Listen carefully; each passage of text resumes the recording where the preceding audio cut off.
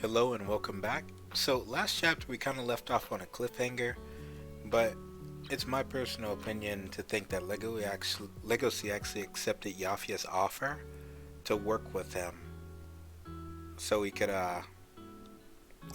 one, get money and two, get his criminal record erased, which would make his life exponentially easier. There's no way Legacy could have said no. But anyway, welcome to chapter 127, Spots Like a Mythical Beast Under a Disco Ball. So, let's see what we have here. I wonder if it's going to be a short story chapter, by the looks of it. Top class carnivores have no interest in eating meat, especially the females. So what's that say about Juno then? Because I found it strange how everyone gets, actually, now that I think about it, everyone who attempts to go past go past their limits a little too soon ends up getting punished, right? Legoshi and Haru try to kiss. You know, Haru almost tries to get herself killed by Legoshi. Um, the short, that the story about that lion and that other rabbit, when they kissed, he ended up mauling her. But when Juno does anything, she just owns it. Like, she kissed Louis. Absolutely no consequences or repercussion to her whatsoever. Juno's actually a beast, and she's living her best life right now, I'm pretty sure. She's in the top 5 as well. But she's so strange. I expected Juno to be like this annoying character to come up, but she actually turned out to be one of the best written, like right next to Haru, like one of the best written characters in the series. Well, she's only one of the two, but but still, she's an excellently written character in my opinion, and she's going through her own character development in her own story is happening off screen. I keep saying it. She's very much the protagonist of her own manga or anime or whatever is going on in her life. So that's pretty awesome to see. But I just thought it was kind of strange how everything just kind of goes her way. So anyway, so who's this? I am Utsugi. Oh no, it's just I. Her first name's I, last name Utsugi. Age 33. Am a jackal and the president of a company. When I'm going through a business deal or an important meeting, I secretly receive shit like this. Meats, breast, stomach, and back. I stopped being meat hungry in my 20s. Besides, I never liked the idea of destroying my stomach and getting fat because of some violent desire to consume nutrients. That's interesting. So, for females, does their cravings actually die down as they age? Because she said she stopped being meat hungry. She didn't say she's never had meat or doesn't care for it. She just said I stopped being meat hungry. So I'm wondering, because now that I think about it, we haven't really seen Legoshi deal with any adult females in the back alley market.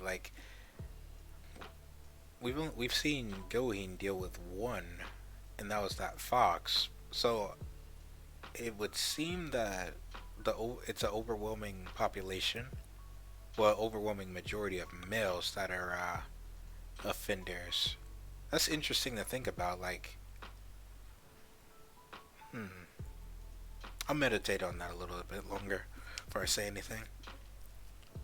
Okay, so, ma'am, here's your schedule for today. Your dinner party with the executives has been arranged to be in a Chinese restaurant in the back alley market. Again with the back alley market? Ugh, to hell with that. I hate eating there. Those execs never pay for their food, and all the carnivores who go there are a bunch of unsanitary, vulgar, meat-hungry degenerates. She just has her shit together, doesn't she? Those males must think they can win me over with the back alley market's meat. Change the restaurant. Yes, ma'am. Where do you want to eat tonight? Tonight? Let me think. I'm going to drink alone tonight. I must drink. I must drink? Yes, ma'am. Ah, so she's just doing her own thing. It's 11. I think I'm drunk enough. Drunk enough for what? What is she, pre-gaming? There's an event that I've been frequenting to since the end of the month. Okay? I go to the same cafe and say the same password to the same clerk. 1 red mixed juice, please. Go downstairs, get my alcohol level tested, get sniffed to be verified as a member, open the door. Oh, is it like a nightclub? Oh, I've been to one of these. In Europe. Let's see. And get into the night mass party. A secret party for high-class animals. Yeah. Familiar. So if this is one of those, then that means there's going to be a lot of sex and debauchery going on here. So, yeah. I wonder if that's how this is going to go. Let me see. I'm just taking a survey in the room real quick. Yeah, they're all wearing masks. I don't see anything strange.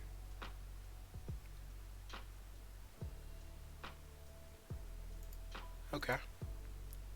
Fitting room. I'll get changed now. Today I'll wear a zebra mask. So, okay.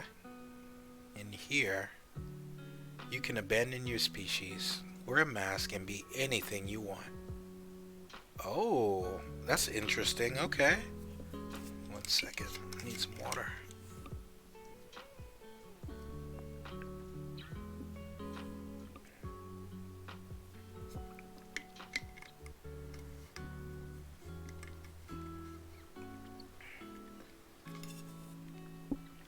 So you can abandon your species and pretty much just be anything. That's interesting at these parties.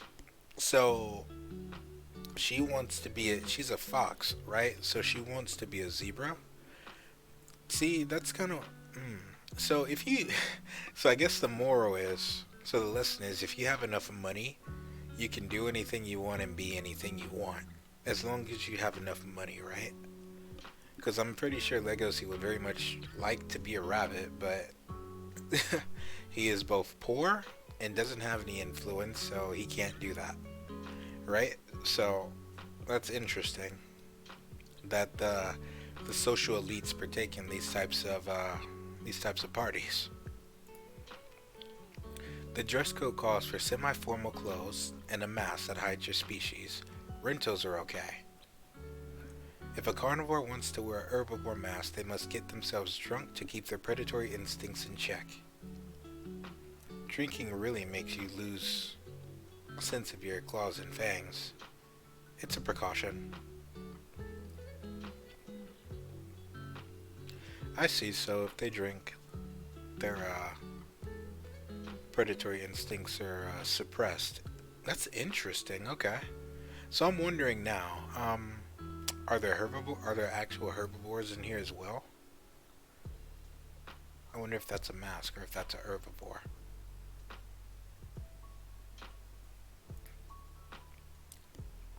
I can't tell. Oh, is that a gazelle? Is that melon? I wonder if this is gonna set up melon in a way. Because I just thought about that. How, actually, yeah, I just thought about the whole theme of this party. Is that melon? Is that melon? Wait, melon's a boy. I wonder if this is setting up melon in a way, right? Because what we know about melon is he's a hybrid, right?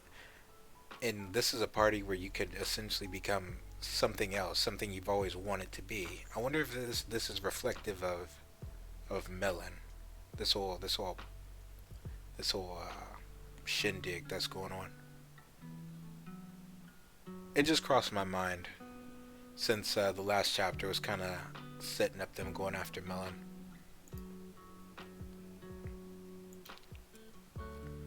Okay, so continuing on. That's a nice mask you've got there. Cute dress too. I think this female is an actual zebra. Is that a dog mask you're wearing? Looks good. I thought she was a tiger, but she's a zebra? Okay, so she's a herbivore. Interesting. It's a dog, alright. If you want to play the part of zebra, you ought to look the part too. I'm gonna draw you some stripes. No one treats me like I'm the president of a company. Hey, that tickles. But you don't but you don't hate it, do you? No one looks at me like I would be a predator. Interesting. So she gets something out of these parties that she doesn't find in their society, because let's not forget, everyone in their society is pretty much suppressing. Well, the carnivores in their society are in a constant state of suppression, right? So this is where they can go, where they can be themselves. And apparently herbivores too. So the theme I'm getting here is that the people, the elite who participate in these parties feel like they've been born in the wrong body. That's what I'm getting. That's what I'm getting from this. And that they want to be someone else. They have the opportunity to, at least for a night. But how does it set up Melon though? That's what I'm wondering. It hasn't been explicitly stated, but that's just what I'm getting, because every panel, you know, is drawn the way it is for a reason.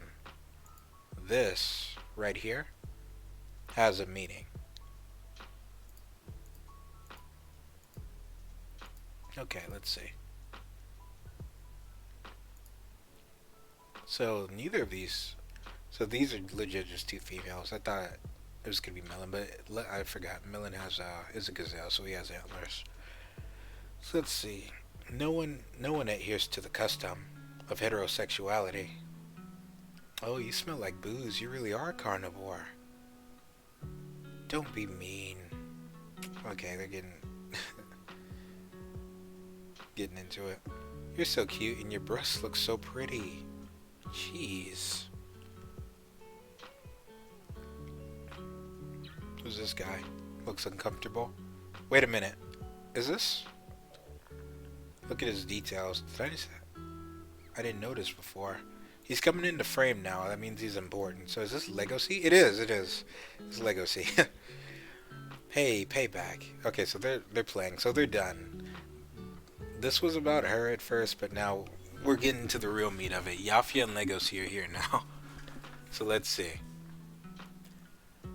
Hey, you didn't tell me how wild this party was gonna be. This is like illegal.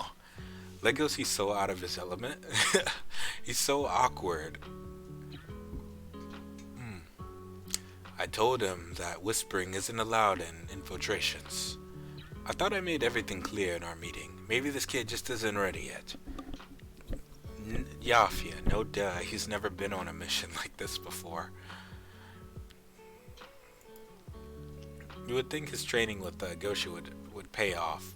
It pays off in combat experience, but subterfuge and smoothness is not Legoshi's specialty whatsoever, so I don't see this going too well. We'll see. 1 hour earlier. We're going to find the criminal in a party. I'm sorry, we're gonna go find a criminal at a party? That's right, we're dealing with the leopard gazelle hybrid. He's a male in his 20s or 30s, and he's our target. The Tusk Trade is acting as a sponsor for the recently popular night mass party to gain assets. The bottom half of his face is a leopard. The top half is a gazelle, and he's got small pupils. If he's sponsoring the mass party, he will show himself. I want you to help me find him. A carnivore herbivore hybrid, huh? Is he a bad guy? I want your help with this mission because I know you're in a romantic relationship with the rabbit. I want to see what kind of animal is given life from a carnivore and herbivore's love. That's why he's fixated on it. Okay, so that puts a lot into context. So it's all about everything Yafia does in regards to Legacy, it's all to understand Gosha better, right? Because the source of Yafia's pain, he truly doesn't understand why Gosha left. What could be more important than justice, right, and building an ideal society? Like, what would cause a man to leave that behind? Those aspirations, those dreams, right? Was family worth it? I bet these are the questions that Yafia has. Like, he just wants to, he just wants to understand Gosha better and come to his own conclusion as to, whether what Gosha did was correct or incorrect. But he can't understand because all Yafia will ever know, well, all that he's allowed himself to know is, heterosexual love, same species love. He's never explored it. So he can understand. He refuses to put himself in that position. But through Legacy, this is why he's so fixated on Legacy and Haru at this particular moment, because he's like, I see the same pattern repeating itself again. I want to know if I'm validated in doing what I've been doing. If I'm validated in my views and my belief. That's what's going on with Yafia, I feel. So that's really interesting. I always said, Yafia is a questionable character, and screw him for getting Legoshi into more mess, but at the same time, he's a necessary character. And I don't know, it's good seeing this explored through the eyes of the Beastar, who sees a potential successor in Legacy. Alright, and then you'll have to decide if you really want me to erase your criminal record so you can marry your partner. He's got a point. I guess Yafia knows everything about me. Now it's time to focus. I hope he's not stringing Legacy along. I feel Yafia's been honest, so I feel like he's not stringing Legacy along. I think he's gonna do exactly what he said he's gonna do, if it goes well. So let's see. The carnivores are drunk and the herbivores seek excitement. These grown-ups are freed from their species-bound barriers. It's possible that they might engage in something more terrible than predation. Like what? Don't let this immoral and unethical party swallow you up. What does he mean by that? It's possible that they might engage in something more terrible than predation. Is he referring to interspecial romance? Is that what he means? If he does, that's kind of petty. Cause what if one of them were to get pregnant at this party, from this party, and then the cases like for mixed species, interspecial children were to increase, because they made a big a point to show how society is evolving in a way where interspecial romance is starting to become more common, right? And depending on what you are born into a world, as the appearance of a mixed blood child would actually upset the fabric of their society, because it's like, how do you classify it? The same thing, actually, yeah, like with Melon. Like, is he a gazelle? Is he more gazelle, or is he more leopard? Like, where do you classify him? Is he a carnivore? Is he a herbivore? Like, where do you draw that line? How do you discriminate? Okay, so that was the end of the chapter, so that's interesting to think about.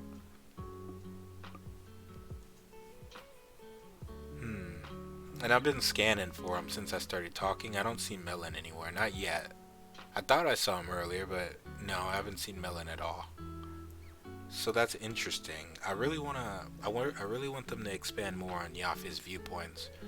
And I wonder how Legosy's going to react to meeting essentially a hybrid, because they downplay Legosy's hybrid status, but I feel like that's going to become even more relevant in the coming chapters. So we'll see how it goes. Being face to face with, your future. If you're going to have a future with Haru and have kids, this might offer some insight into perspective as to what your babies are going to look like. But we'll see. So anyway, this has been chapter 127. I hope you enjoyed it. I will see you during the next one, 128. Look out for it. Be nice to each other and be good. I'll see you later.